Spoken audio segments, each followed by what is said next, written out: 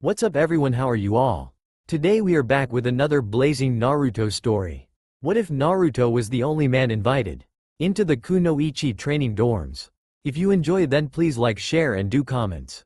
9-year-old Uzumaki Naruto sighed as he swung by his lonesome in the park. All his friends had started training at the Kunoichi Academy, so he was bored most days with no one to play with. He thought about visiting one of the clan compounds, but didn't want to bother anyone, though most of them wouldn't have minded having the blonde cutie over. What to do? The 9-year-old asked no one for the umpteenth time, wishing that he could join his friends in the academy. He knew that was impossible though, since boys couldn't produce or mold the chakra necessary to be a kunoichi. Women had been in charge as long as anyone could remember, and it wasn't going to change anytime soon. Of course he didn't really care about any of that. He was just ticked off because all his friends were girls and he was so miserably bored.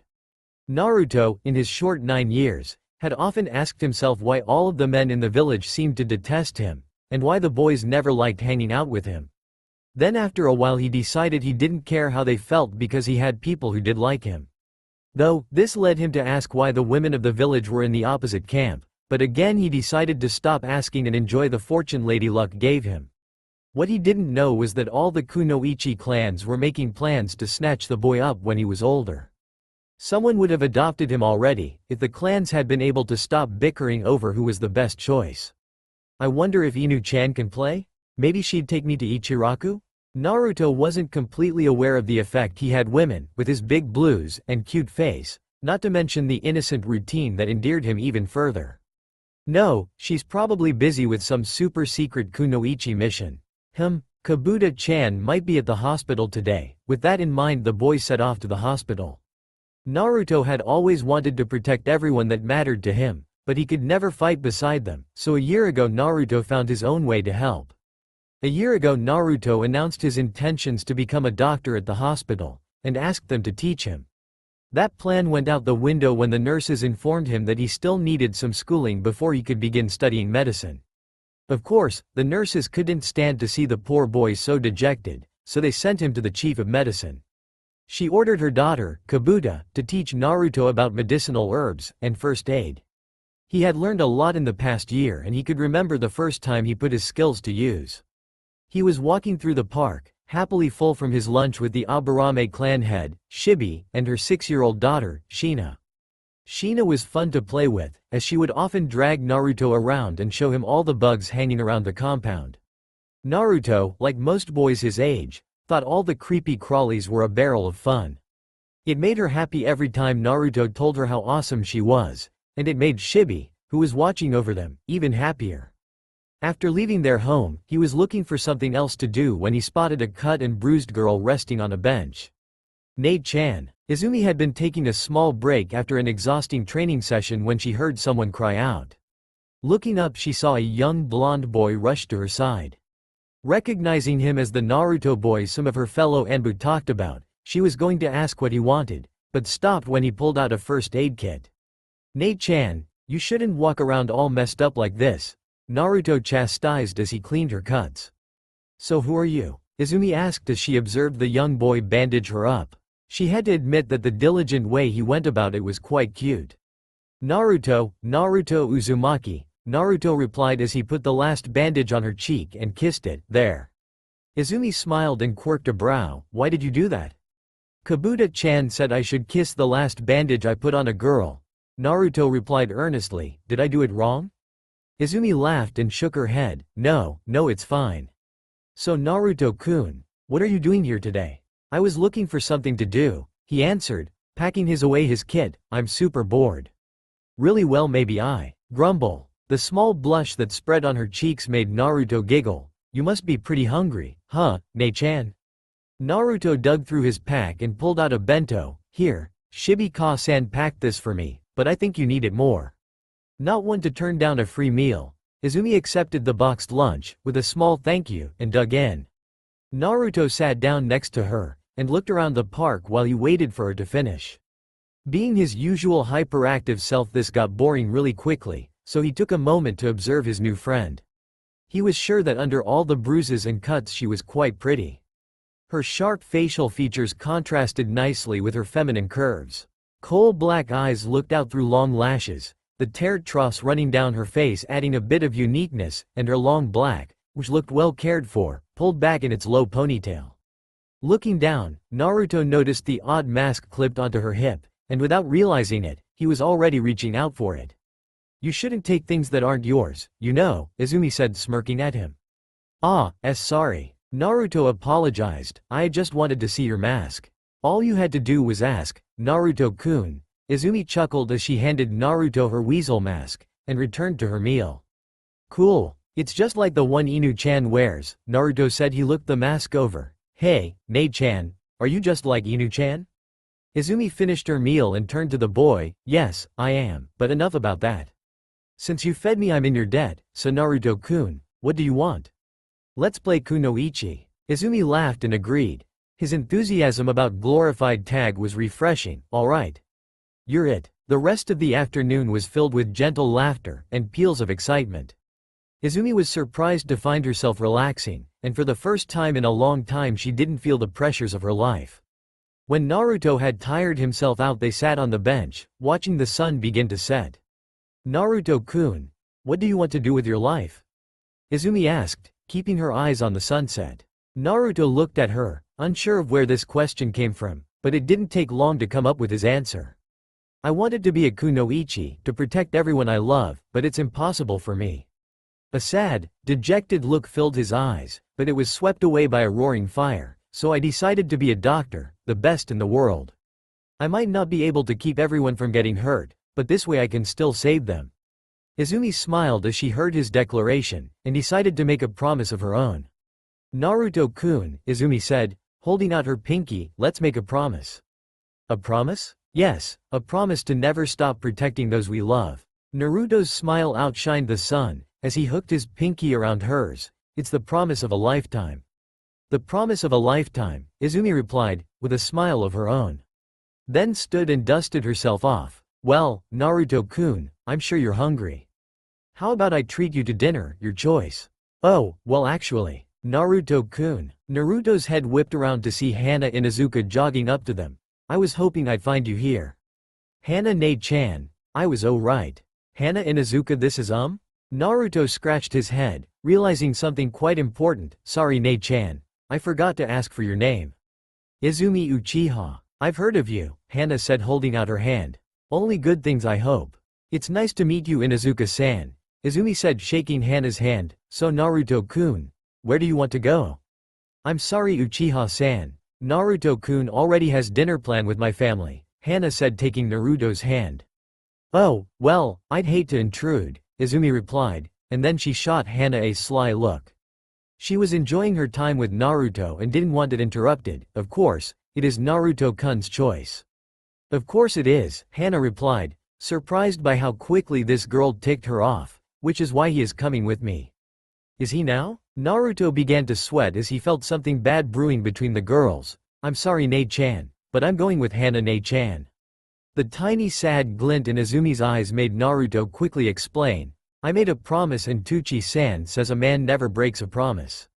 Hana giggled and Izumi smiled at his antics. "I understand, Naruto-kun. I wouldn't want you to break a promise." Naruto smiled at the memory. He really did have a good life. "Excuse me, young man?" A rather plain-looking woman called out, and Naruto had to point at himself to be sure. When she nodded, he decided to find out what she could want. "What is it, Oni-chan? I was hoping you could help me move this heavy box into my store?" "Of course," Naruto answered, always happy to help those in need. If only he had noticed the vicious smirk on the woman's face. "Hey Oni-chan, I don't see a Naruto dropped to the floor like a sack of potatoes. The woman quickly bound, gagged, and threw Naruto into a sack. Then she transformed her cover, a man who came to the village for supplies, and carried him off. 5 miles outside of Konoha was a waterfall that connected to a river that ran out of fire country. It was here the Kunoichi dropped the sack before a tall, well-dressed man. "Here he is. Now, where's my pay?" "Here." The man carelessly threw a bag full of coins at her feet. All his focus was on the sack, and when he saw the boy inside, a wicked smile danced on his lips. Finally, the Kunoichi, now revealing a scratched headband from Suna, headed off into the forest. She spared one last glance at the boy. Sorry kid. The man shook Naruto awake, sick joy swelling in his heart at the terrified light in the boy's eyes. Do you know who I am, monster? My family, my wife and daughter, you killed them that night. You crushed them like they were ants, like they were nothing. Naruto tried to scurry away, but the man seized Naruto by the neck and threw him to the cliff's edge, but they meant the world to me. The man pulled a dagger from his belt, tears in his eyes. Sachiko, you were so beautiful, so kind. Naruto had never been so scared. Tears and snot ran down his face as he tried to scurry away. Where are you going, monster? The man spat, bringing his foot down on Naruto's leg. MMRGH. Naruto screamed through his gag, and small pathetic whimpers followed. Tomiko, can you see daddy now? Daddy is going to make everything right. The man turned Naruto over and straddled him. This is for the village, and drove that dagger down. Naruto had never felt so much pain in his life. It surged through his whole body, crippling and agonizing. This is for Sachiko. MMRGH. And Tomiko. And this is for me. It hurt so much he couldn't muster any more cries. As more and more blood pooled under Naruto, he slipped in and out of consciousness. I don't want to go, please someone, save me. Finally satisfied with his work, the man rose to his feet, making sure to leave his dagger in the demon. Enjoy these last few moments on Earth, monster. With that he kicked Naruto over the edge, down walked away. The small body crashed into the water and flew down the raging river. The last thing Naruto felt was the river's chill seeping into his bones as it carried him to the end of his life. The man walked through the village back to the small settlement that would serve as his alibi. That idiotic Kunoichi council wouldn't suspect a thing. Thump! The man's heart jumped into his throat as a familiar woman was dropped in front of him by an enraged Hokage, and 3 equally furious Anbu squads. Is this him? Hiroko asked. Why yes. The woman coughed out. Good. Hiroko snapped her fingers. Neiko. Hi. Neiko approached the woman drawing her sword. Wait, I kept my... Neiko pulled the blade out of the Kunoichi's throat, leaving her to drown in her own blood. Where is he? A deadly quiet came over the forest, and he had to resist the urge to piss himself when all the Anbu took a step forward. He's dead. Seeing the devastated look in Hiroko's eyes, he couldn't help rubbing salt deep into the wound. That's right, I killed your little pet monster. You should have seen the look in his eyes, and the pathetic little screams he let out, like music. He laughed, damn near able to taste their pain, and wanting more. I'm sure he was crying out for you, for all of you to save him.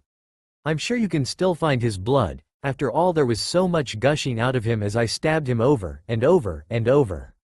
Weasel pinned the man against a tree. Kunai pointed at his eye. Where is he?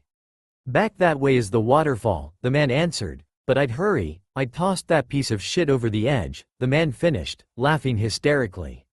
Weasel silenced the man permanently and raced to the waterfall, everyone right on her tail. Weasel felt sick to her stomach as she arrived at the gruesome sight. The man hadn't been lying. Naruto's blood soaked the ground. It's too much. He couldn't. She shook her head, banishing those thoughts from her mind. Everyone follow the river. Keep an eye out. He could have washed onto the bank. The Anbu took off, desperately praying to find their blonde-haired angel. Their prayers would go unanswered. I'm sorry, Naruto-kun. The Hokage would go home that day and mourn with her village. Naruto's body floated down the river like flotsam, blood dyeing the river red as his life drifted away. Just as Naruto took his final breaths, crimson energy erupted from his body. The water steamed and sizzled as the vile chakra closed his wounds. Then the chakra exploded, hurling the boy clear of the river and onto the bank. On dry land, even more of the revolting chakra oozed out Naruto. His eyes snapped open, but instead of their usual happy blue, these eyes were red, angry, and filled with a deep, endless hate. Finally, Naruto grinned wickedly and sat up, but then something unexpected happened. The crimson chakra died out, vanished as if it was never there, but in its place came an explosion of even stronger energy. This chakra was a deep black. It seemed to want to draw everything into its embrace. It's so warm. Naruto yawned and laid back down. I think I'll take nap. Honda Moto was a man of some 60-odd years who had led a life more exciting than most.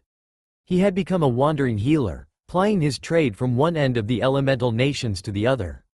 He'd had a few adventures here and there, saw amazing things, saved lives, fell in love, had his heart broken, and sowed his seed.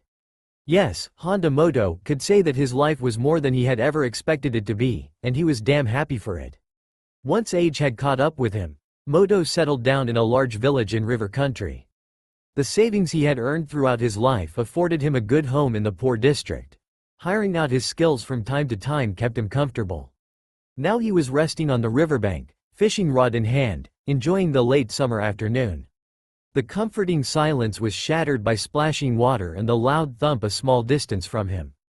Curiosity got the better of him and he was going to inspect, until his world exploded into red. The force knocked him on his ass and fear made him scurry back as he gawked at the fire in front of him. Just as he was going to run away, the flame turned green and then gently died away. His whole body told him to leave, to find someone, report it, and stay as far as physically possible from whatever was over there. But he knew that thump, he'd heard it enough in travels to know it was the sound of a body hitting the ground.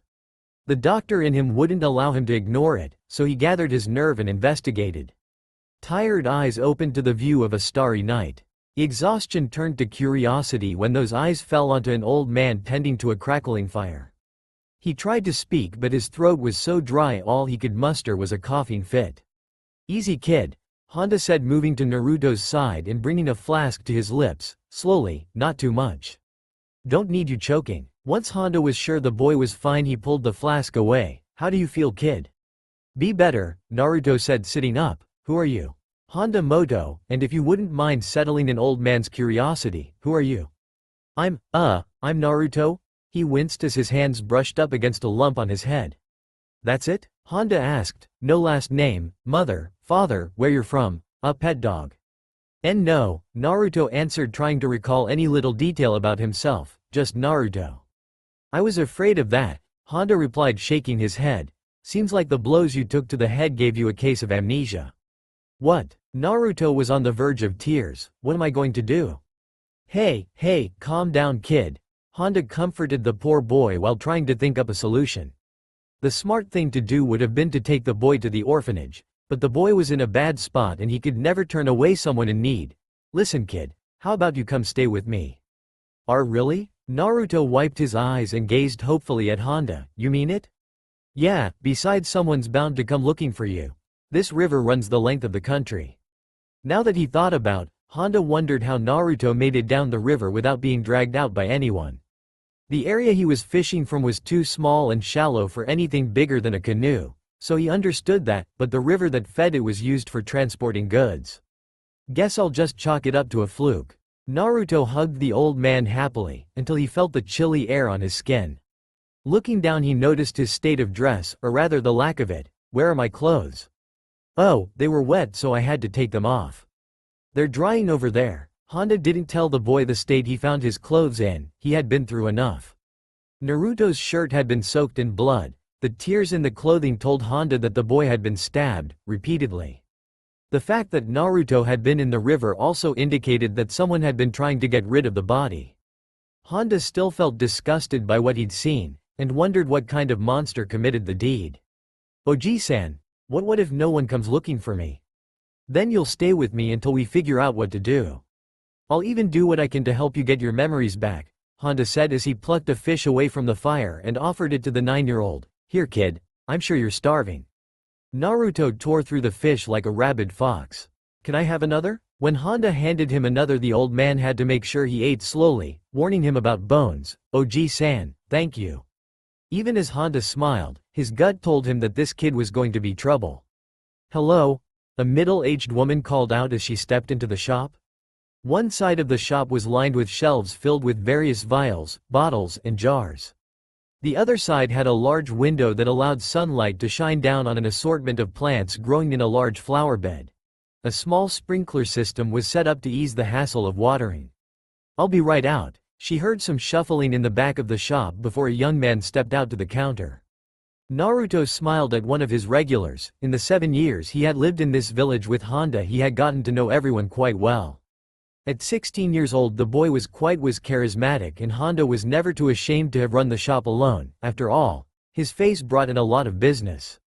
Nagi was never a woman who would consider herself a cradle robber. but despite her age she couldn't help eyeing the handsome boy up and down. Standing at 5 feet 7, his lean, athletic build was shown quite nicely by his simple blue tunic and black pants. Blonde hair and blue eyes were complemented quite nicely by his boyish good looks, and the exotic whisker marks added a certain allure. "Ah, Nagi-san, here to pick up the medicine for Yuriko-chan?" Naruto asked. "Yes, Naruto-kun, I'll get that right for you," Naruto replied, reaching under the counter. "You know, Naruto-kun, I hear that your birthday is coming up soon." "Yeah, turning 16 next week," Naruto answered from behind the counter, trying to find the right bag. My, 16 and still no girlfriend? Thump. Ow, Naruto came up with the bag in one hand, massaging his head with the other. "Oh dear, are you alright?" "Yeah, Nagi-san, your question just caught me off guard." "Well, I can make it up to," Nagi said, taking the bag. "Yuriko-chan is about your age. How about, jingle jingle, hey whiskers tilde?" Nagi and Naruto turned to the beauty strutting towards the counter. Tan skin and wavy shoulder-length hair immediately caught the eye. What kept people staring was her unique style of dress. A pair of Geta sandals with black slacks and an open black trench coat showed off her bandage-wrapped C-cup chest and toned midriff. At 5 feet 9 with menacing black eyes and a katana strapped to her back, the blonde bombshell, Saruhi Nori, made an intimidating package. "Hurry up and finish your shift so I can take y'all out to lunch." "It's rude to interrupt a conversation, Saru-chan," Naruto said. "Oh, pretty sure I wasn't interrupting anything, right lady?" Saruhi asked, flashing Nagi a menacing grin.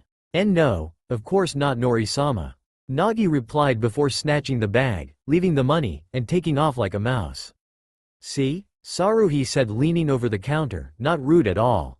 Now lock up so I can take you out to lunch."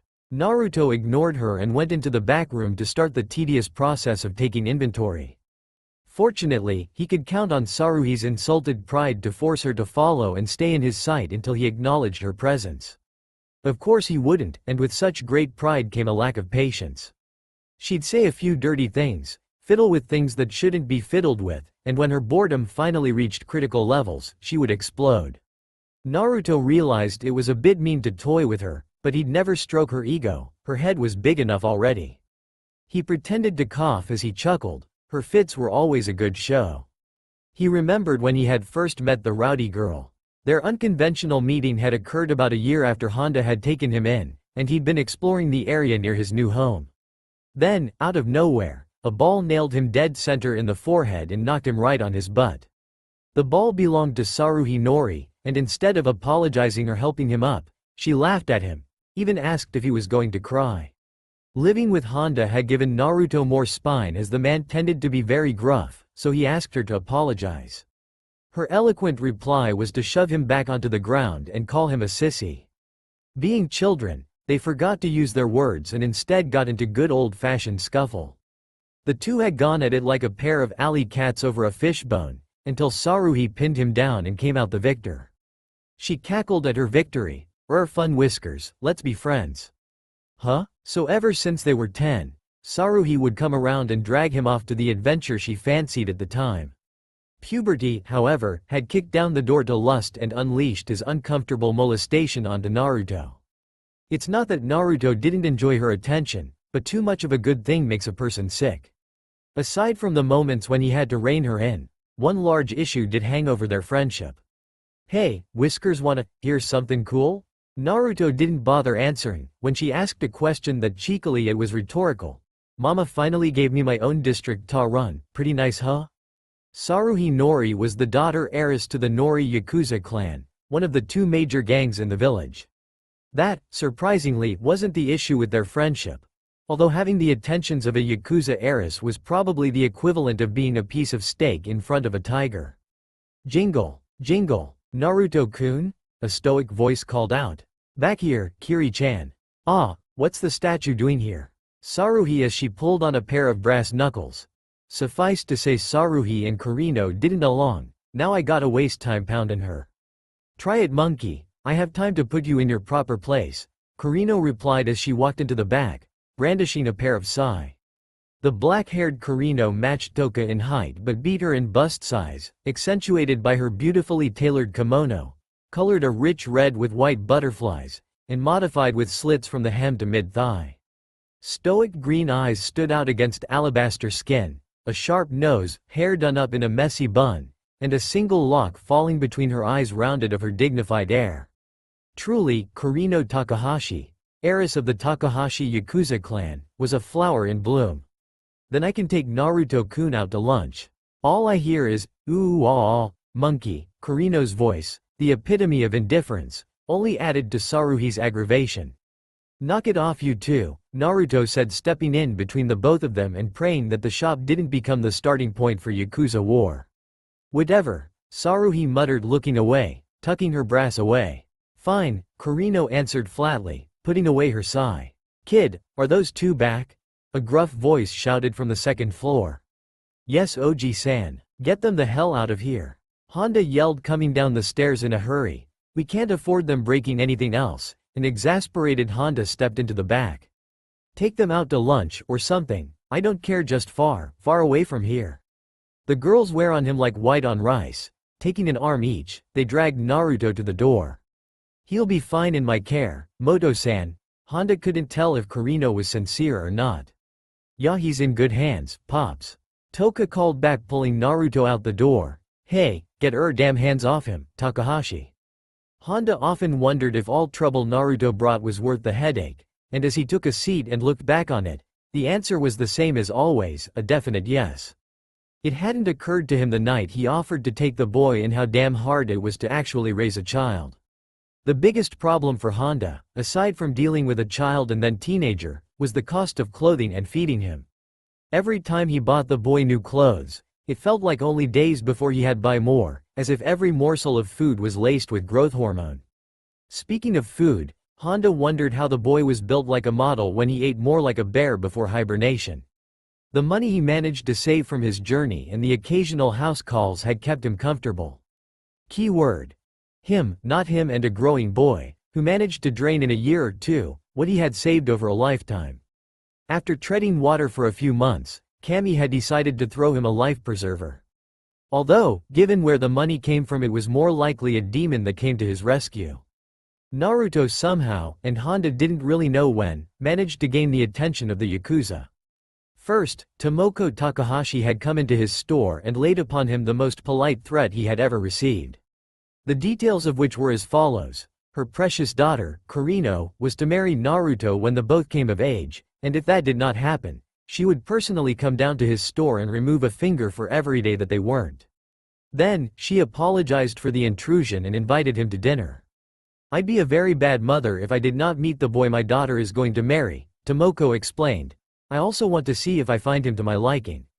And it became even worse when both clans learned of the other's intentions.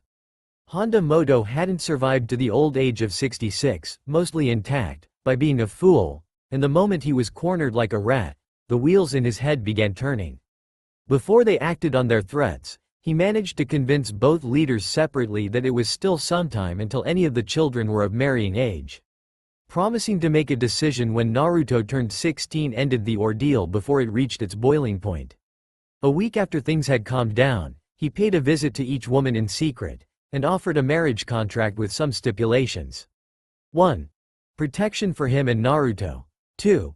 Payment in exchange for Naruto to be given immediately. 3. The marriage wouldn't be announced until the day of his 16th birthday. And lastly, no one would be told about the marriage until its announcement. The last one, as Honda explained, was for fear of what the rival Yakuza clan would do to him. Both women had accepted hook, line, and sinker, and the deal kept them off the street. The one hole with his plan, and it was a big hole, was what the hell he was going to do at Naruto's birthday a week from now. This evening is quite nice, don't you suppose? Kurino asked, laying her head on his shoulder and basking in his warmth. Even better now that the monkey is no longer in our presence. After all these years, how can you still dislike Saru-chan so much?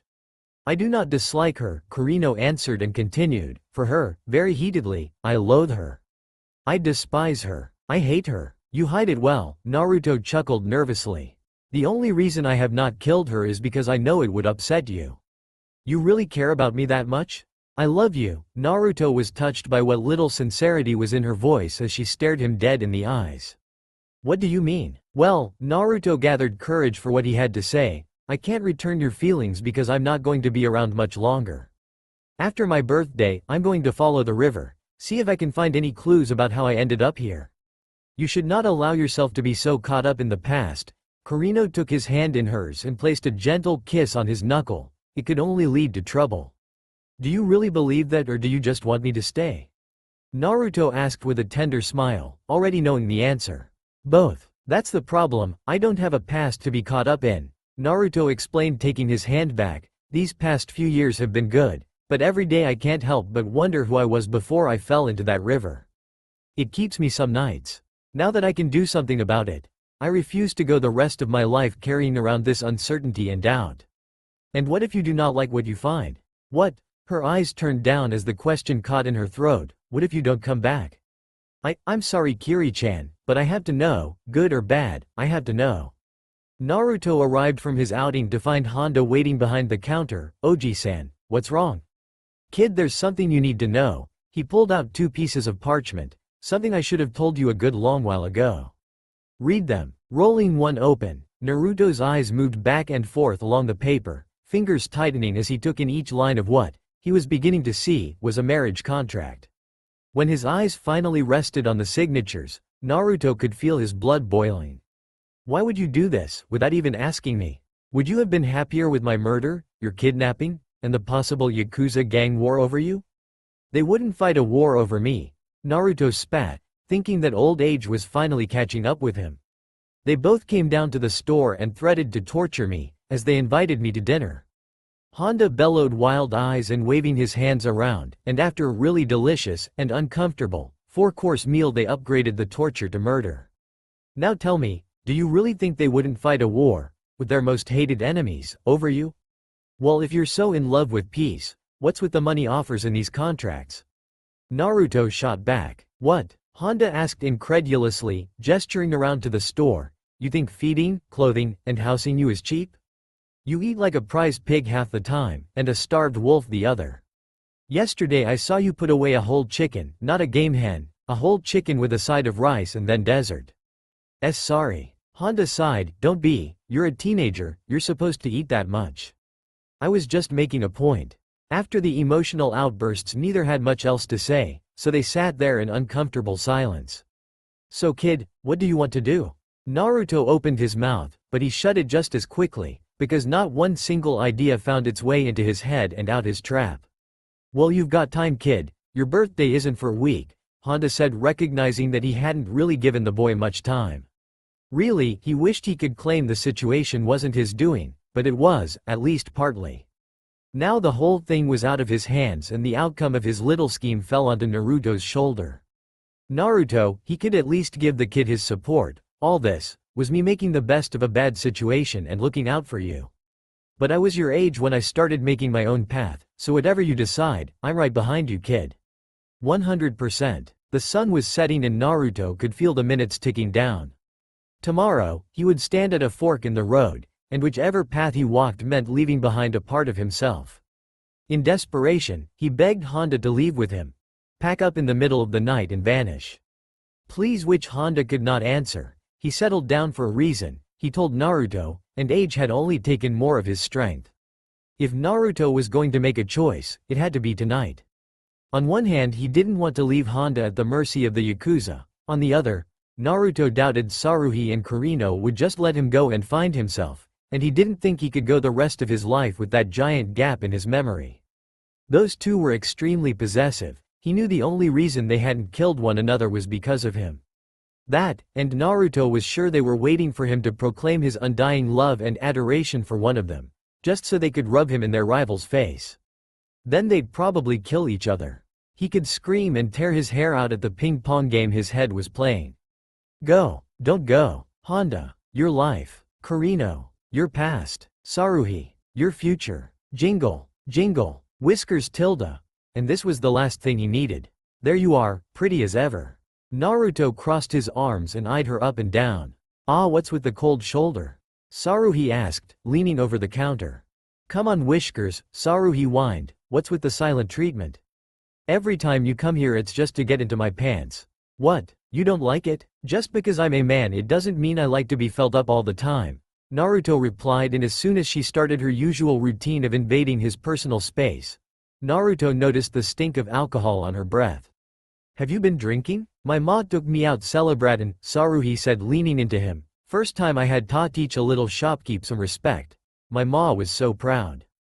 Unable to take the smell, Naruto stepped back. Well, I'm glad you two had a mother-daughter moment. He'd always had a problem with the shadier aspects of Saruhi's family business. Just another notch in the leave column. Yeah, but that's not the best part, Saruhi slurred out, stalking towards him. The best part was the advice she gave me. With each pace Naruto took back, she took one forward, the dangerous glint in her eye shining more brightly with each step. Damn it, Saruhi. Drowning in liquor and lust, she didn't take kindly to his refusal. Bitch, she snarled as she backhanded Naruto. He crashed into a shelf and split his head open. The sight of blood dripping down his face sobered Saruhi up very quickly. Whiskers? Naruto groaned as he sat up, reaching for the bloody gash. Whisker? Naruto tried to glare at her but clutched his head in pain as something in his brain snapped. Naruto, Honda's eye nearly exploded out of his skull at the scene before him. Naruto in tears, Saruhi towering over him. What the hell are you doing? Honda brandished his staff. Get the hell out of here before I get the guards. I'm not. Whoa. Saruhi dodged a swing from the wily old man, cursing as she bobbed and weaved through Honda's erratic assault. Fine. I'm going, ya old son of bitch, she shouted, running out of the door. Honda wheezed as he caught his breath. Damn that girl. He hobbled to Naruto's side, struggling to hold the boy down. Kid, come on, it's fine, it's me, Honda. Damn, snap out of it, kid. No other choice left. Honda slapped the boy back to reality. Honda? Yeah, kid, it's me. Are you okay? Honda asked, examining the injury on his head. She got you real good, what happened? Shush, she tried to raw, too. Noticing the boy's state of dress, the marks on his neck, and the bruises on his wrist, Honda shushed the boy. It fine, kid, let's just get you patched up. Honda muttered angrily as he finished stitching Naruto up and started cleaning his lip. I can't believe that girl. The rest of Honda's complaints went unheard as Naruto kept recalling that memory flash. That man had wanted him dead. Why? Who was he? Was he still out there? And why did he call him a monster? Nothing was making sense. Kid? I was asking what you wanted to do about that punk little gangster? Maybe we should get the guards in case she comes back. Honda's mind jumped at the possibility of calling the contract off with the Nori, but hopped back when he recalled what kind of woman Sugiri was. No, we both know the guards and Yakuza might not like each other, but I doubt the chief wants to cause trouble by arresting a Yakuza boss's daughter. Aside from that thought, tonight's event had helped him choose a path to walk. Oji-sen, I think I'm going to leave. Really? Honda asked. He could see the boy was still a bit unsure of himself, so he decided to iron out the boy's resolve. Are you nervous? A bit. Well, you shouldn't be, Honda chuckled. I taught you damn near everything I know. Medicine, survival, how to defend yourself. You're ready for this, kid. Honda knew he did right as he saw a small fire kindle in the boy's eyes. From here on out, you'll have to decide what you want to do. What do you want to do with your life? The memory dazed Naruto, and all he could remember was the voice and a face. He regained his bearings and tried to recall more, but it was like grabbing a handful of sand. When nothing else came, he sighed and held onto the small piece he recovered. What was that about, kid? Honda asked, examining the boy again. I just remembered something. A girl, with black hair, she asked me what I wanted to do with my life. When he repeated the question out loud, Honda saw the fire in the boy's eyes grow brighter. With this newfound determination, Naruto hopped off the table, grabbed a traveling bag, and rushed off to his room. Honda hobbled after the boy and found him in his room stuffing clothes and other essentials into his bag. What are you doing, kid? Packing. I'm leaving tonight. Why? Because I know what I want to do with my life, Naruto said as he shoved a small case into his bag. Then he turned to Honda. I mean, not with all of it, but I know what I want to do now. I actually meant why now? At night? Oh, well, I don't think Saruhi or Kurino would just let me leave after they find out about their contracts. Honda didn't even have to think about their reactions, he just nodded in agreement. Okay, you finish here, I've got to grab your present. The old man headed downstairs as quickly as he could. I don't think I can carry a lot, Naruto called out. Don't worry, you'll be able to carry this one, Honda called back. Naruto closed the bag and headed down, where he found Honda waiting for him, box in hand. Happy birthday, kid. Naruto took the box from Honda gratefully, and opened it up. Inside was a belt, dyed dark green, with pouches sewn onto it. A utility belt? I prefer Medi belt, I had it custom made, Honda said while Naruto fastened the belt to his waist. Good fit? Great fit. On Naruto's left side hung a bag larger than the other. Popping it open, he found a mortar and pestle. You're too good with herbs not to have one, Honda explained, giving the belt a solid tug to make sure it was on nice and tight. Everything you'll need, kid, to patch up yourself, or anyone else seeing as you like to be so helpful and all. Without a second thought, Naruto embraced his father tightly. Thank you for everything.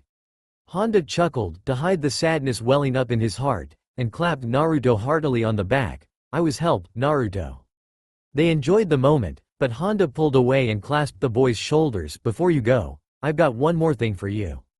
Honda grabbed his staff and ran his palms fondly over its surface, every scratch and notch a memory of his life. This staff has been with me longer than anyone in my life, and it's saved it me more times than I can count, laying it flat on his palms. Honda presented it to Naruto, and I'm sure it'll do the same for you. Now it was Naruto who had to take a moment to compose himself as he took Honda's most valuable possession in his hands. Thank you, Honda Jii-san. Honda gently placed his hand on Naruto's shoulder. I always had a feeling you were meant for something special, kid, and I know you'll find it out there. Father and son, not by blood, but by a bond just as strong, walked out of their home for the final time. Now go, Naruto, and don't ever be afraid to keep moving forward. I won't. Month 0. Then I saved this woman.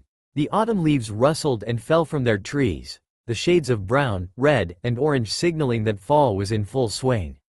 A crow landed amongst the leaves and pecked at the ground, annoying squawks bellowing out of its throat from time to time. Unknown to the crow, nearby a young man slumbered underneath a pile of leaves, so it came as a surprise to the bird when a hand shot out from beneath the pile and swatted at him. Naruto yawned as he threw the pile off his sleeping bag. It took a moment for his eyes to adjust, and then his ears turned him to the angry, squawking crow in the tree. It's a little early for that, don't you think? As if answering his question, the crow flew up into the air, drawing Naruto's eyes to the sun sitting high up in the sky. Guess it isn't. From the sun's position, Naruto guessed it to be sometime around noon. Well, 6 hours should be enough. Beginning to pack away his sleeping bag, Naruto thought about his next move.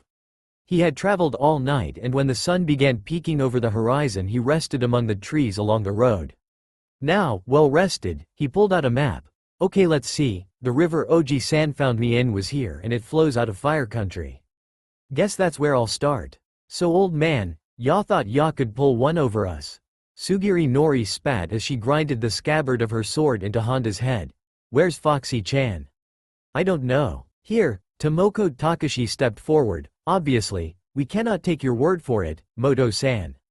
I'm serious, the kid found the contract scrolls. I tried to calm him down, but he wouldn't listen to me, Honda said. Then he turned to Saruhi. It might have also had something to do with your daughter getting fresh with him, Nori.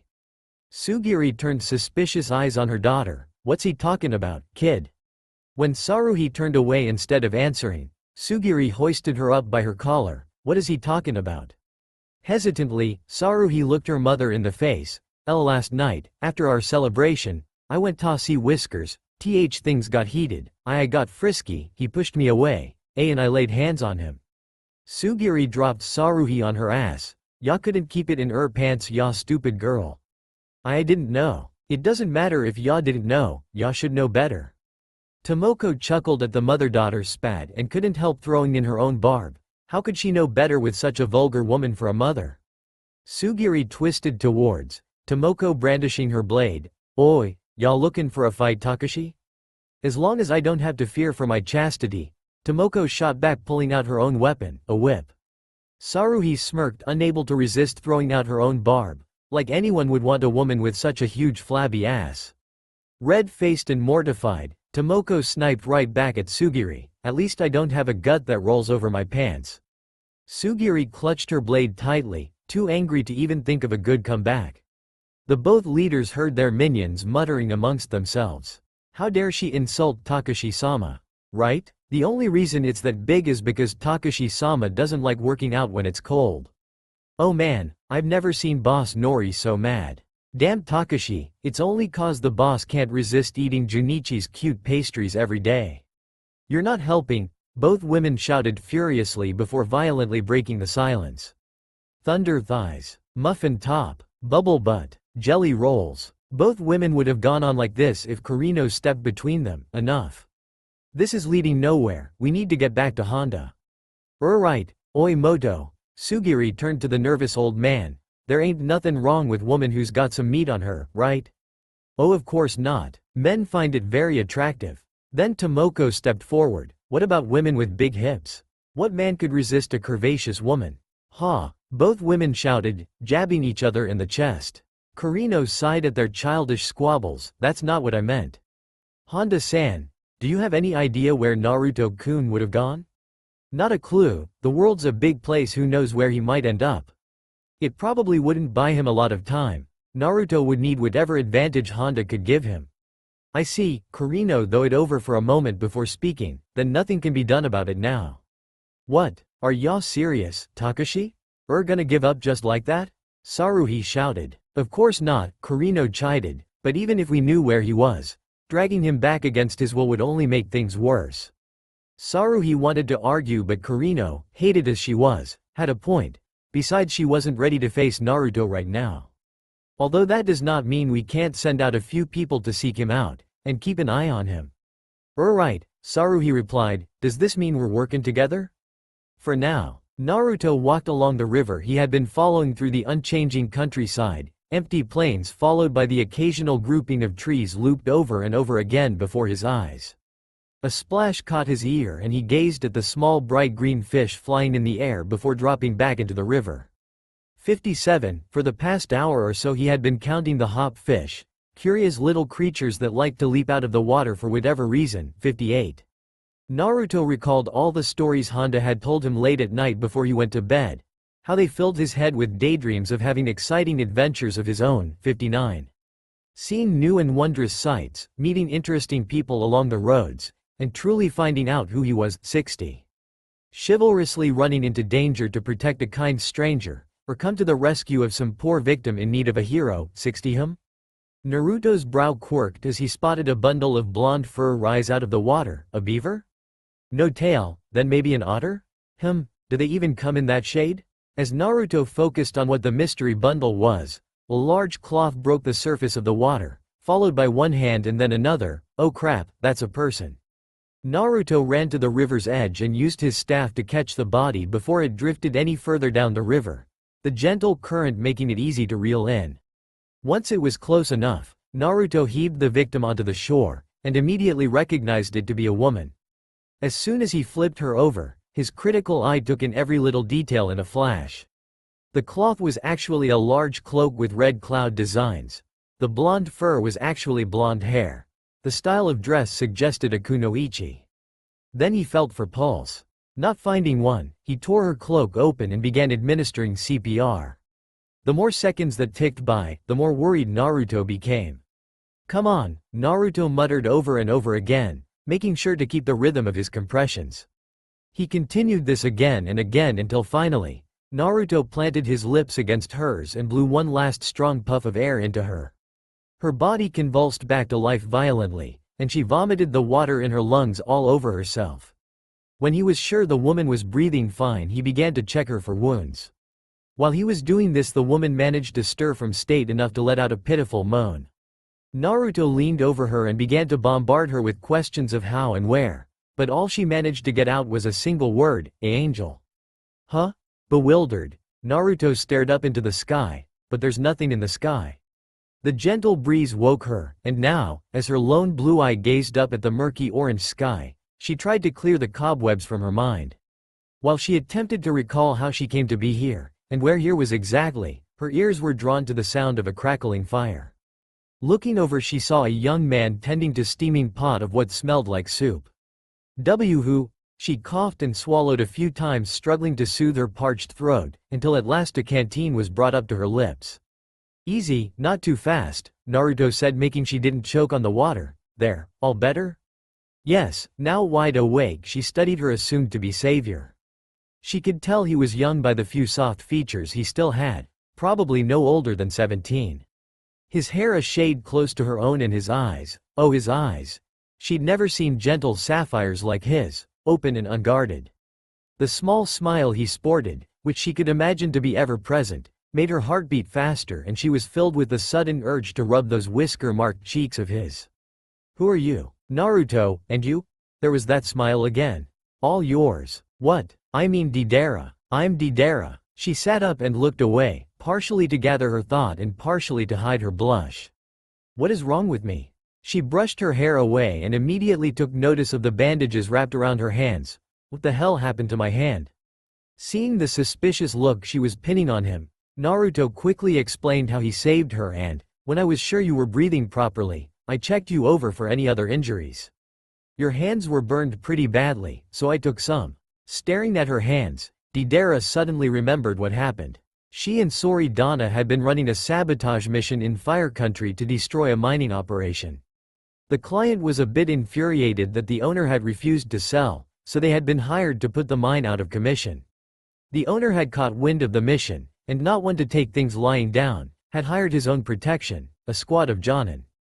Unfortunately, she and Sori had gotten into another one of their artistic arguments and Deidara had bet that she could destroy the mine on her own, thus proving the superiority of her art. It was only when Deidara had begun her attack that she found out about the Jonin squad. She had skill but numbers had won out when a Jonin had managed to get close enough to leave a surprise in her C4 containers. Then one trouble fell onto the other as the container exploded when she reached in. Her only good fortune from the entire fiasco was the amount of clay she had exhausted had saved her from being blown to smithereens. Instead it blasted her into the river. If I see that silver-haired bitch again I'll really show her my art, yeah. And that's why you're not feeling any pain right now, Naruto finished as he brought over a bowl of the chicken soup he had been cooking. Here, I'm sure you're hungry. Thanks, Deidara replied as she took the bowl from him. Ow. Naruto caught the bowl before she burned herself further. I was afraid of that.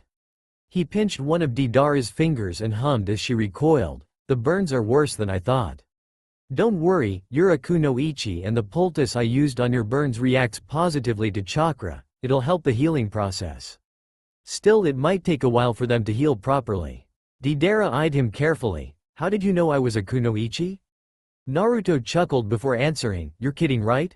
Don't take this the wrong way, but the way you Kunoichi dress is pretty out there. It's not that weird, yeah, Deidara pouted. So how long until I can use my hands again?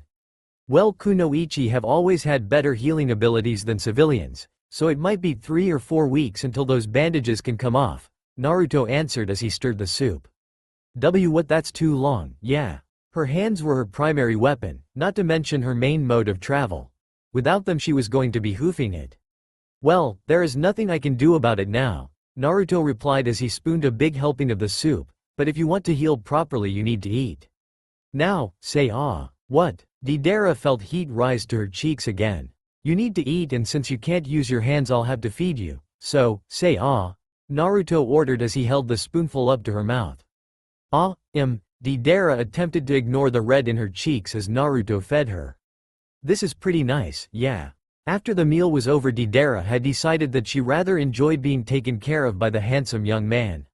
Someone was hungry, Naruto said as he moved back to the soup pot. Thanks for the food, Deidara replied, her full stomach putting her in a good mood. If you don't mind me asking, what's a young thing like you doing out here all alone? I don't mind, Naruto said as he served himself a bowl. You see, as a young boy I washed up on a riverbank with no idea who I was or where I came from except for my name. An old man named Honda Moto took me in and raised me like his son. About a day ago I decided to leave the village, follow the river, and see if I could find where I came from, or at the very least some clues. Whoa, that's heavy, yeah. What about you? How did you end up in the river?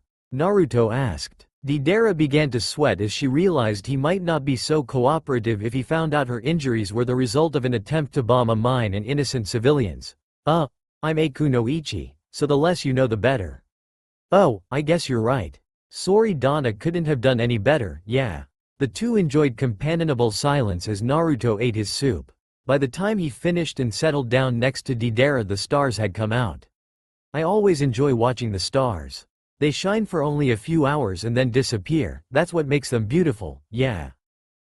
Never thought about it like that, Naruto said, turning to her. By the way, how do your hands feel? They're throbbing a bit, but nothing I can't handle, Deidara replied. You won't have to worry about going our separate ways tomorrow.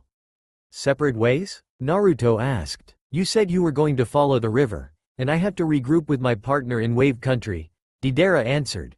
Those two destinations are in very opposite directions. Well, I can't really do that, Naruto said. What do you mean? I can't just leave you on your own, Naruto replied. Those burns are serious and the bandages have to be changed, not to mention that you won't be able to use your hands for a while. You can't be left alone, so I'll accompany you to Wave until your hands heal. Naruto, I don't know what to say. Thanks, Deidara was sure that he was tired of hearing her thanks, but she had no other words to express her gratitude. It means a lot, yeah. Month 0 week 2. And I escorted her to this village. The last 2 weeks had been the most memorable, and most trying of Deidara's life, and she was positive that she had never been more embarrassed. With her hands so badly burned, Naruto had to take care of everything she normally used them for. That included feeding her, changing her clothes, and even helping her go to the kami above. She couldn't even finish that thought. There was also her need to hide the fact that she was a criminal kunoichi working for a corrupt shipping magnate, because Naruto didn't seem to be the type who enjoyed hanging around with felonious people. I'll treat the silver-haired chick to a private gallery of my best pieces. Deidara thought vengefully. Although it wasn't all bad, after 2 weeks of healing she could finally use her hands for simple tasks. She still needed help bathing, but who better to help her get all squeaky clean than the very handsome and easily flustered young man accompanying her. She giggled quietly as she remembered the first time they bathed together. They were near a small river-fed lake, and both had begun to smell more than a little ripe. Her lack of hands meant Naruto would have to wash her down, something he wasn't very embarrassed about because of the hours he put in as a nurse at the local hospital. Not willing to let the boy go without some teasing, she made a big show of moaning and gasping whenever he got near her fun bits, and of course she couldn't let him wash her back with offering to do the same in return. But your hands. Oh right, I can't use these, can I? And then she crossed her arms, purposely emphasizing her bust, and flashing him a devious smile. But I do have these.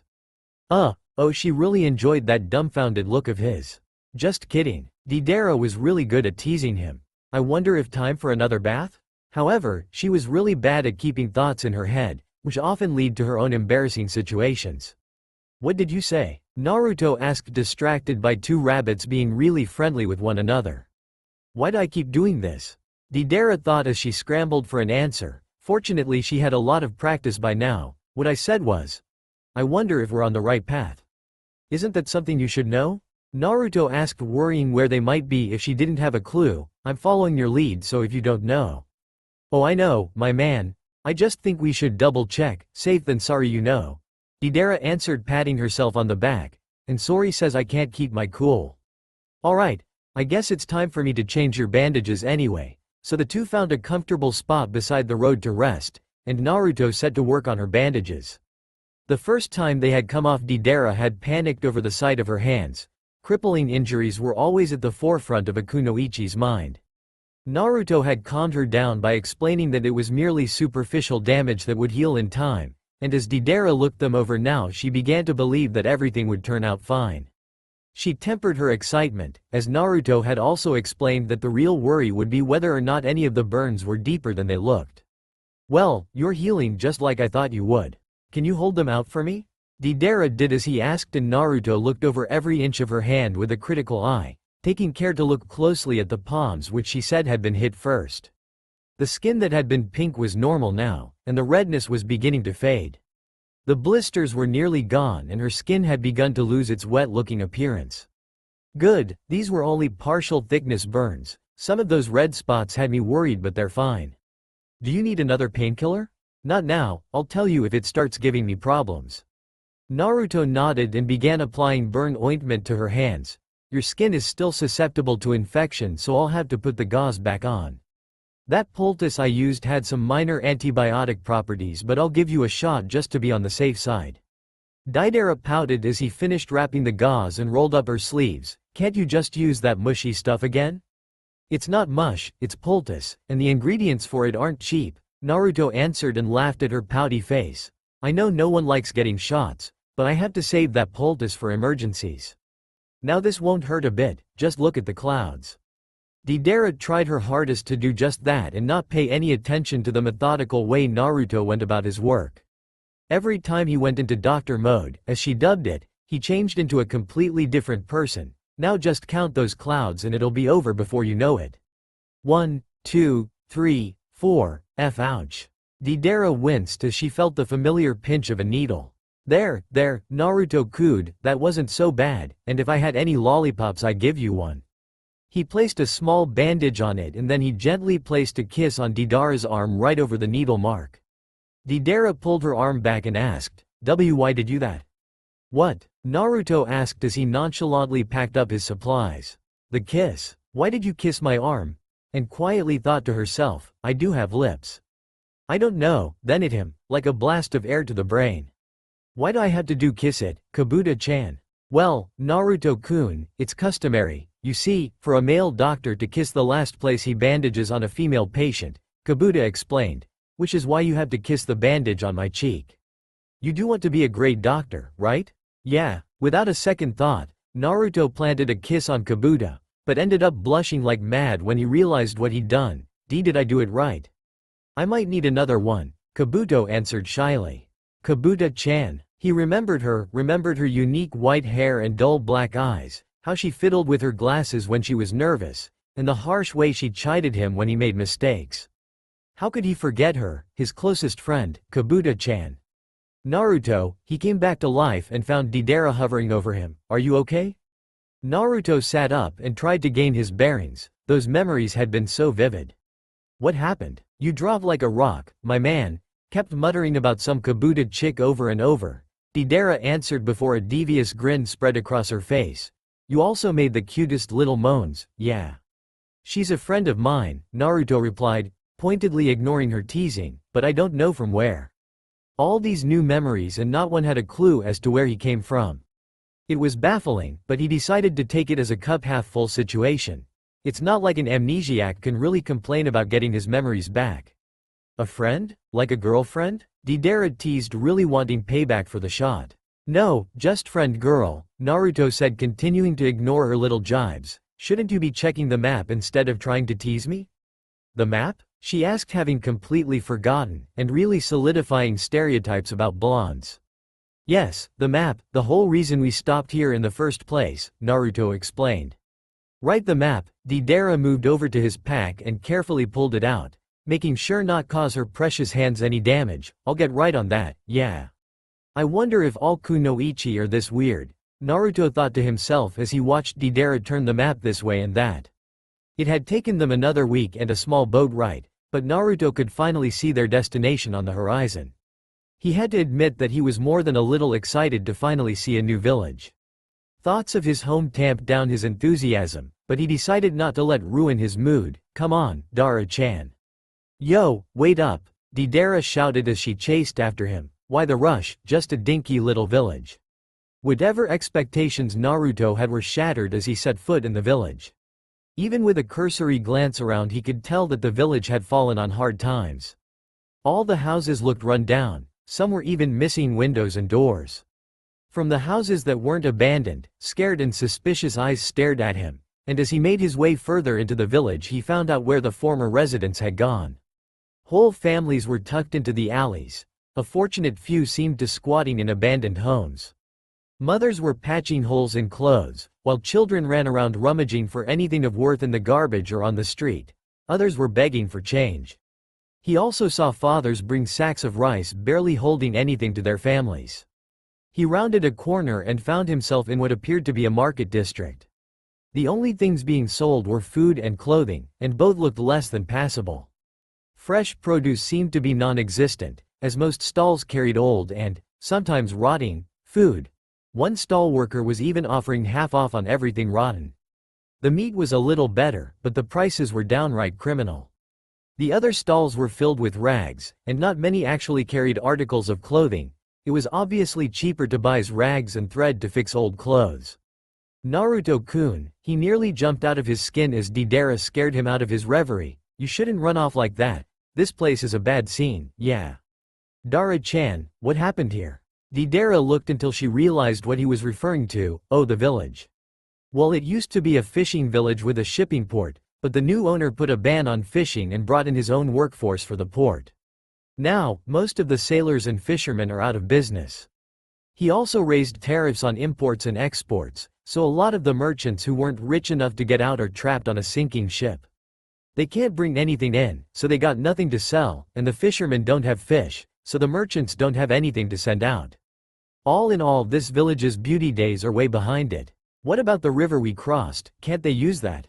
No. That new owner, Gato, basically owns this island and he refuses to allow anyone use of the rivers or channels to the mainland, Deidara explained. Then how did we manage to cross? Naruto asked. Because the boatman works me and my organization, and Gato isn't dumb enough to pick a fight with us. Unless he wants me to sculpt his tombstone, Deidara said. Let's get going. This place kills my mood, and my partner's waiting. She took his hand and gently tugged him along. Wait, Naruto said as he pulled away from her. I can't leave these people like this. What are you going to do? Deidara asked. What can you do? He hated to admit that those questions left him at a loss. He barely had any food left, and he'd give away what money he had, but doubted that he could earn it back. The left providing his services for free, but that just brought in a whole slew of new problems. He had a very finite supply of medical resources. He could patch cuts and treat infections, but who knows how many people he could fix up before he ran out of supplies. Not mention that he might not have the proper medicine or medication for certain illnesses, and the medicine he did have wasn't very much. He could try to buy supplies from a hospital, if there was one, but he doubted they would part with anything cheaply. He didn't want to say it, but if he tried to help he'd probably end up in need of help himself. Damn it. Come on, Deidara said, taking his hand again. After we meet my partner I'll make sure you get a lift back to the mainland. XXXXXX. Deidara and Naruto made their way into an abandoned warehouse by the pier. Just let me handle this and don't make any sudden movements. Why? My girl, Sori, doesn't really like strangers, Deidara explained before walking into the center of the warehouse. True art is brief and fleeting. No, it is ageless and everlasting. A young woman dropped from the ceiling, covered from the chin to shin in a coat similar to Deidara, and underneath the coat she wore what appeared to be dark pants and a pair of sandals. She was shorter than Deidara and had shaggy red hair, but there was something off about her that Naruto couldn't put his finger on. Maybe it was the emotional expression she wore. It's about time. Deidara, did you take care of the mission? Not exactly, Deidara answered. Why am I not surprised? Sori said, and then she turned her eyes on Naruto. Who is this? This, Sori, my girl is Naruto-kun. Deidara replied, taking Naruto by the shoulders and presenting him. He saved my life, patched me, and played nurse for me while I was getting better. Saved your life? Well, that's kind of the reason the mission was dud, Deidara explained lamely. What on earth possessed her to agree to Deidara's bet she would never know. There was something about the blonde bomber that always managed to break through her cool demeanor. You shouldn't have wasted the effort on this moron, Sori said, annoyed by her partner's performance. Hey, but our leader would have been cross with me if she died, so you have my thanks. Sori turned back to Deidara. Come on, we have to report this to Gato at his headquarters. Wait, you work for Gato? Naruto shouted, stepping away from Deidara, as in the Gato that's choking the life out of this village. Yes, he hired us to complete a job. Sori glared at her partner. A job we won't be receiving full payment for. Why wouldn't you tell me about this, Dara-chan? Naruto asked as Deidara began scrambling for an answer. Finding the perfect excuse, she took a deep breath and put on her best forlorn face. I'm a Kunoichi without a village, Naruto-kun. I have to take what work I can find. This is the work my organization assigned me. I don't like it, but I need it to survive. I didn't want to tell you because I was afraid of what you think. Dara-chan, Naruto had always been for a sad girl. You're still my friend, and while I may not like it or approve, I won't abandon a friend for ending up on a bad path. Deidara quashed those feelings of guilt for lying and hugged him. Thanks, Naruto-kun. What the moment was over, Naruto turned to Sori. This meeting with Gato, mind if I tag along? Hopefully he could learn something useful by meeting the man in his home. Sori was about to refuse, but seeing the pleading look Deidara was shooting her, she gave in. It would be easier than hearing her whine about it later, if you want, but don't say or touch anything. Gato isn't the type of man who enjoys strangers near his things. When I hired the Akatsuki, I thought I was paying top dollar for the best in the business, Gato said as he stood up and grabbed his cane, made of the finest mahogany of course, so imagine my surprise, when I hear word from my informant that the mine and its owner are still standing. I take it you are displeased with the outcome, Sori calmly spoke, understandable. Yes, it is, Gato said walking around his desk and standing in front of his 3 visitors, which begs the question. What is your policy on refunds? There is none, Sori replied, of course the contract stands, so if you still wish us to handle your problem, we will. Don't bother, Keiji, one of the multitude of thugs hanging around the office stepped forward. You see this owner happened to be married to a Hyuga woman, one of the main branch, and after your little debacle she managed to convince him to rewrite his will to pass ownership of the mine over to the Hyuga upon his death. Now, even you do kill him and destroy the mine, the Hyuga will take possession of it, and with their resources they can afford to fix that mine 5 times over. Not to mention that they're a Kunoichi clan, so I can't touch them unless I want assassins after my head. I see your dilemma. Yes, I suppose you can, Gato replied taking a hold of his cane, and it has left me, in your own words, displeased. Without warning Gato drove his cane into Keiji's head. I am very displeased. Naruto could only stand there and watch, horrified as Gato kept bringing his bloody cane down. He'd seen people die, even helped some of the past gently, but this was different. It wasn't death, natural and inevitable, it was murder, senseless and violent. By the time Gato had worked out his displeasure, Keiji's head looked like squashed watermelon. After he adjusted his tie, Gato turned back to his visitors, a disturbingly calm smile on his face and said, I apologize that you had to see me in such a state, but now that I've cleared my head we can get back down to brass tacks. You see, I've got another problem you can help me with. A bridge builder is heading to this village with a squad of Kunoichi. He is attempting to finish a bridge that could destroy the hold I have over this island. I've already sent another Kunoichi, Zasuna Momochi, and her servant to deal with them. I'd like you to go to serve as insurance. That was not in the contract, Sori stated. What does it matter? Our leader is very particular about the missions we take and who takes them, Sori replied. My partner and I are specialists in sabotage, infiltration, and demolition. If our fight with these Kunoichi escalates, there is no guarantee that we won't level any of your property to the ground. If you wish for an assassination, you will have to request a new contract. Another contract. After your complete failure you expect me to spend more money. Gato's mouth was nearly frothing at the very thought of it. I'm sure they'll offer you a discount, Sori drawled out. She was sure that if she spent another minute being yelled at by this little grub, she'd make him dance right out the window with her chakra thread. Forget it, just get out of my sight, and inform your leader that she has lost my business, Gato huffed as he plopped into his chair. I'll be sure to break it to her gently, Sori replied, and signaled Deidara and her little friend to follow her out.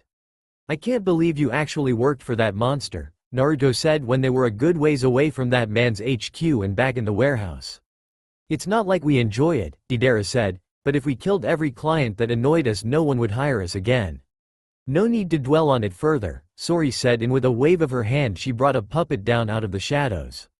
What is that thing? Naruto actually took a step back as he laid eyes on it.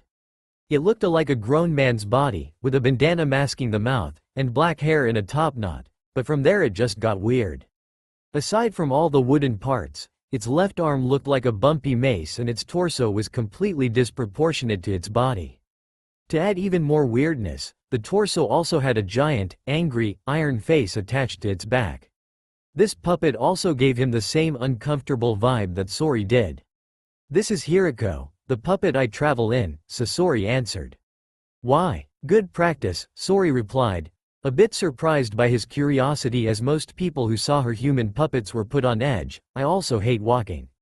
I can see why these two are partners, Naruto thought as he recalled all the moments Deidara complained about having to walk. Deidara, Sori said as she sealed herself in the puppet, and wrapped a cloak around it, we need to report our failure to the leader. Actually, sorry, I promised to find Naruto a ride to the Hidden Leaf Village, Deidara said as she scratched her head nervously. Well, as rewards go, that one isn't very demanding or creative, Sori replied, taking a moment to think it over before answering, but I suppose it wouldn't be too much trouble. Actually, Dara-chan, Sori-san, I'm going to stay here and help. The announcement caught them both off guard. These people need all the help they can get and I can't leave them like this. Didn't we already go over this? Deidara asked. I know I can't do much, Naruto began, swallowing that pill, but I can help with the construction of that bridge. I'm sure they wouldn't mind the extra hands or a medic. If Gato finds out you're opposing him, he won't hesitate to kill you, Deidara interjected, hoping to dissuade her friend. I know, but like I said, they need help and I'm not the type of guy to ignore those in need, and if there's a shot that that bridge can do what Gato says it does, I'm willing to put life on the line. In that moment Deidara saw Naruto in a new light, and she couldn't help but think that there was something more to him than just a pretty face. Look at you, acting like the big hero, Deidara teased, slapping him on the back, but if you're going to start helping these folks, Gato's going to have an easy time finding you. What do you mean? With the power he has, Gato isn't above making people disappear, Sori stated matter-of-factly, and I'll bet that the only reason he's waited this long to kill the bridge builder was so he could truly destroy the people's spirit. He's already seen you, and in this village you stick out like a black sheep. If you want to help, you're going to need a disguise. And we can help with that, Deidara exclaimed. We? Sori asked. Why would we do anything? Because we still haven't given him a reward, Deidara shot back, then added smugly, and it was you who said he deserved it. Sori huffed but gave a grudging, fine. Naruto heard her shuffling around in Hiriko, until he heard a clack and from beneath the puppet's mask popped out a hand holding a gray wig. Here. Sori didn't seem to understand that taking anything offered by a hand sticking out a mouth unnerved lots of people. When no one grabbed the wig, she assumed they hadn't noticed, so she shook her hand and said, "Take the wig." Thanks, Naruto weakly replied. Why do you have a wig in there? On long travels I like to decorate my puppets' heads, Sori answered, quite taken with his interest in puppetry, so very few could truly appreciate the advantages of her art. Wow, this feels like real hair, Naruto said as he examined the wig. You must have paid an arm and a leg for this. Something like that, Sori replied as her arms slithered back into the puppet. Man, Kunoichi are weird, Naruto thought as he tried on the wig. It was a good fit, straight, shoulder length, and parted down the middle. The gray hair made him look like a different person. How'd I look? A little weird, but good. Now for my gifts. Deidara plucked a pair of tinted goggles from her pouch and placed them on his head. I use these when I make my clay, they should help hide your eyes. Thanks, Naruto said gratefully while fiddling with the glasses. Then Deidara took some clay from her emergency stash. I know you said I wasn't supposed to use any jutsu with my hands all banged up, but I was practicing at night while you caught some Z's. Dara-chan? Yeah, but now I can do this. She spread the clay across his cheeks and colored it to match his skin. Aren't you glad you know such an artistic woman, who can help you hide your cute whisker marks? You can take it off and put on as you please, yeah. Naruto gave Deidara a great big hug, unable to contain his gratitude. Thank you so much, Dara-chan. Despite the surprise, Deidara returned the hug with just as much warmth. Of course, I'd do anything for you. What? Naruto asked, looking at her. I said I'm glad I could do this for you, Deidara replied, upset that she always backstepped instead of taking the leap and telling him how she felt. Now listen, I'm going to pay that boatman we used for another month's work, so promise me that when this scene starts to turn ugly you'll get to him and get out of here. Naruto was at a loss. He never thought he would meet such a kind person in his travels. They had traveled for nearly a month together, dealing with some embarrassing situations and trading stories. He couldn't deny that it had brought them together, but for her to go so far just to keep him safe. Finding his voice he answered, I promise. Deidara, come on, Sori called as she shuffled out the warehouse in her puppet.